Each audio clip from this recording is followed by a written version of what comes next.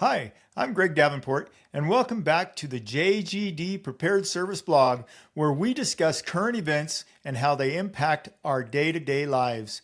Today's discussion is on the recent floods in the Northwest. But before we start, be sure to like, share, and follow us. It really helps. The recent Washington state flooding in December 2025 was driven by a strong atmospheric river that dumped up to a foot of rain over several days, pushing multiple rivers to record or near record crests and forcing large-scale evacuations across western Washington. Evacuation orders and go now warnings ultimately affected approximately 100,000 residents, including the most dramatic complete city evacuation in the city of Burlington, Washington, and the Skagit Valley.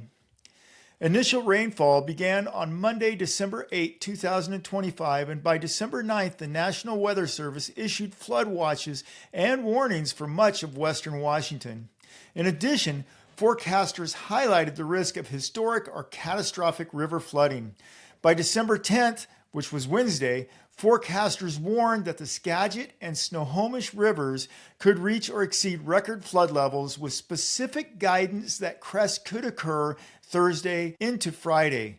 This provided at least 1 and maybe 2 days of warning for those that might be in the area of concern. By December 11th, gauges confirmed rapidly rising rivers and the risks they posed. State officials and county emergency management escalated from watches and warnings to urgent evacuation advisories and go now orders for low-lying river floodplains. Evacuation orders were concentrated in low-lying agricultural valleys and river floodplains of western Washington, especially along the Skagit River, which impacted up to 100,000 people. That's a lot of people moving at one time. The event was characterized by prolonged high-intensity rainfall focused on the Cascades and western lowlands, and this heavy rainfall occurred for approximately 72 hours, leaving upwards of 12 inches in some location. Forecasts indicated the Skagit River would crest at over 39 feet, more than 2 feet above previous local records. As a result of the rapid river rising, some residents who delayed leaving became trapped. Reports described families stranded on rooftops and in upper stories as floodwaters rose faster than anticipated in certain low-lying communities. Furthermore, road closures from flooding and mudslides limited ground access, forcing responders to reroute around submerged highways and washed out local roads during evacuation and rescue efforts. Rescue efforts involved a layered response, beginning with local agencies, where it almost always begins, and expanding to county, state, and federal partners as the situation developed. Local police, fire departments, and volunteers made initial door-to-door notifications, neighborhood evacuations, and water rescues using boats and high-clearance vehicles in Burlington, Washington, and the rural Skagit communities. Skagit County Emergency Management and Sheriff deputies coordinated wider evacuations, messaging, and rescue requests to the state. The Washington National Guard, thank goodness for the National Guard, they almost always help in these events, deployed troops who went door to door in Burlington and other affected communities, conducted high water rescues, and supported the transport of evacuees out of the inundated neighborhoods. The governor secured a federal disaster declaration allowing FEMA support for logistics, damage assessment, and recovery. However, as always, most frontline rescues during the acute phase involved local, county, and state, including the Guard, operations. Fortunately, state officials said there were no confirmed fatalities directly attributed to the flooding as rivers began to recede. They emphasized that the situation remained dangerous and assessments were ongoing. Reports focused more on injuries and near misses associated with swift water rescues, hypothermia, risk for stranded residents, and the potential for secondary health threats from contaminated floodwaters. However, early coverage made clear that comprehensive morbidity data, such as detailed numbers of injuries or illness cases, were not yet available, highlighting a significant gap in current assessments. Formal numbers on people sheltered are still being collected, but the response follows standard procedures for large western U.S. floods. Roughly 100,000 residents were told to evacuate or strongly advised to leave. Of those, thousands likely sought shelter with friends or relatives. Others used county and city organized shelters set up in schools, community centers, and churches on higher ground. Local emergency management, often in partnership with Red Cross and other NGOs, typically supplied cots, blankets, and basic medical screening in shelters. They coordinated flood and portable water distribution through bulk feeding, mobile canteens, and bottled water.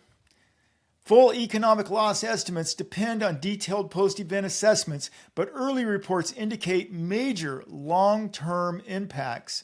Officials and analysts have warned of considerable damage to homes, farms, and infrastructure in Skagit County and across western Washington. Some county leaders believe it could take years or decades to fully recover. Comparisons have been made to the 1990 Skagit River flood, which caused over $100 million in damage at the time. Authorities expect this event to surpass that benchmark, especially given modern asset values. There are widespread agricultural losses and damage to bridges, levees, and transportation corridors. However, precise dollar estimates had not yet been finalized in early December coverage. This recent flood showed how quickly conditions can escalate, and perhaps this event can provide us a practical template to mitigate and prepare for any future threats. A good action plan should include, number one, you need to know your risk and the alerts that help inform you of what you should do. So risks might include checking whether your home, workplace, or school sits in a mapped floodplain using county or FEMA flood maps. Is there an elevated risk at these locations? You might also enroll in local text, phone, email alert systems. You might have an NOAA weather radio and a river gauge alert app so you can receive early flood watches and warnings and go now evacuation notices without relying on social media, which may be a hit or miss as far as getting information. Number two, you should create a family household flood plan or emergency action plan, which includes a flood plan. As far as the flood plan goes, you need to identify at least 2 escape routes that take you to high ground. The reason you need 2 routes is in case one is impassable. You need to also make sure that both of these routes do not go over a single bridge. In other words, if a bridge were to be washed out and both routes had to pass over that in the initial stages, you're basically out of luck. So don't have them both go over a single bridge. They should have different pathways. You need to also set up a meeting point outside the flood zone and assign an out-of-area contact person to relay critical information. It's always important that you have the ability to get in touch with those people that you love. You might be able to do this by calling them on the phone or other means, but sometimes you'll have delays in being able to make that contact in the immediate area, but you might be able to get in touch with somebody outside that area, and that would be that assigned out-of-area contact who might keep you in touch. So take the time to make that person or find that person and add them to your action plan. You need to decide the exact moment you will evacuate. Waiting can be fatal. For example, you may want to evacuate the instant your river reaches a certain gauge level or a flood warning is issued. Take the time to drill your evacuation with pets, medication, key documents, and your go bag, and try to make sure that you can complete that evacuation process in a 30 to 60 minute timeline or less. Speed is important. Number 3, you want to make sure you protect your home. So you need to elevate furnaces, electrical panels, major appliances, and important documents above historic high water marks whenever possible. And you want to store chemicals, fuels, and hazardous materials on upper shelves so they do not spill into the floodwaters. You should anchor fuel and propane tanks and install backflow check valves on sewer lines. You need to clear drains and gutters before heavy rain and consider sump pumps or barriers such as sandbags, etc. for garages and basements that took on water in any past floods. Number 4, you should build a flood-ready go kit. For that matter, you need a good go kit, regardless of what the disaster might be.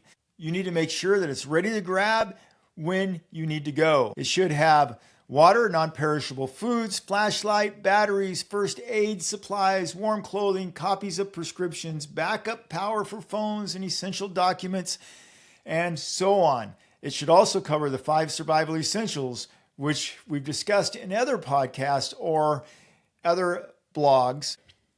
Number 5, you need to make sure that you have safe behavior during flood watches and warnings. So when there's heavy rain and it's persistent for hours or days and the rivers are forecasted to reach major flood stages, you need to move your vehicles and valuables to higher areas early and avoid parking in underpasses or low lots.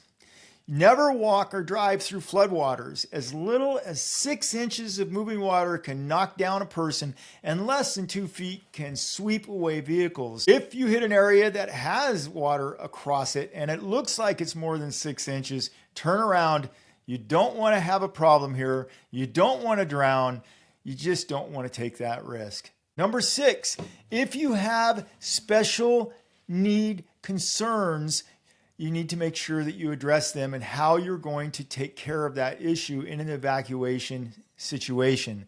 For example, if you have a special needs person in the house or somebody who's really elderly who needs help moving from point A to point B, you need to consider that and figure out how you're going to deal with it in an evacuation situation. Using these steps can help you transition from reactive evacuation to anticipatory readiness, reducing reliance on last-minute rescues and limiting health and economic impacts in the next major flood. Hopefully, you won't have to deal with this, but if you do, take the time to mitigate and prepare so that you can have an appropriate response should you be caught in such an event.